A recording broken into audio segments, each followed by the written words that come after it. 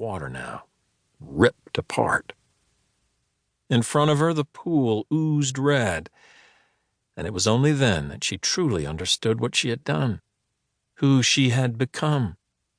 She swallowed back a scream, the taste of bile rising up in her throat. And then she turned away from the pool, and she ran.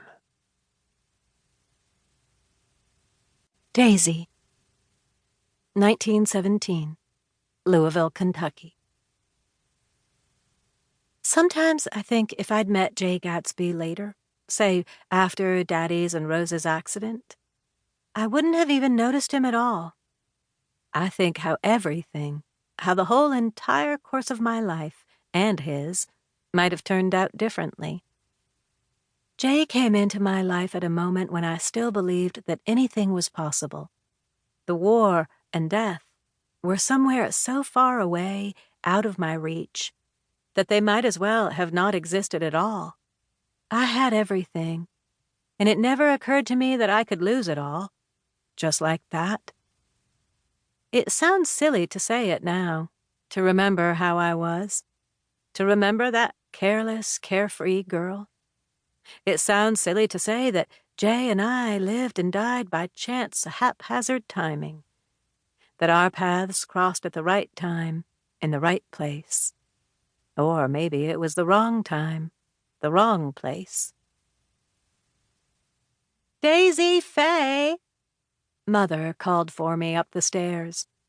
She had only one way of calling for me, whether she was angry or excited, or simply calling me to supper. No matter the reason, she called for me with my full name, her voice trilling like a snow goose. This afternoon I knew she was calling because of Rose. I'd promised my younger sister I would go with her to take food to the poor. But it was the hottest hour of the hottest day of August, and after I'd eaten lunch, I'd come up to my room to lie down. It was hard to move off my bed now, much less think about walking 10 blocks to the almshouse with Rose's heavy basket of food.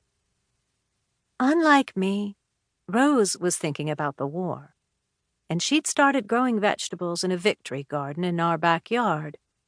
Every time she harvested something, she was immediately ready to give it away to help people less fortunate than us. At lunch, she'd been going on about her peas. "Daisy Fay!" Mother's voice again. The snow goose was louder. "Coming," I called back weakly. I sighed, got out of bed, and swiped my hairbrush through my hair, setting each side behind my ears and in front of my shoulders. I grabbed my fan and walked carefully down the steps, trying not to break into a sweat from the exertion.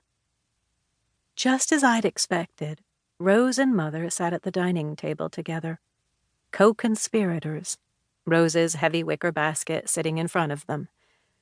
When I entered the room, they both offered me a frown. "Days, what took you so long?" Rose exhaled. "It's too hot, Rosie," I protested, fanning myself, causing a swirl of hot air to press against my face, making me flush. "You promised," Rose said. She wasn't pouting exactly. Rose never pouted. Instead, she turned her heart-shaped face in such a way that it was clear I'd disappointed her. She expected better from me. Why, I didn't know, because I was acting the same way I always did. Petulant. "Mother," I tried, "don't you think it would be better if we go when the weather breaks instead? Next week, perhaps?"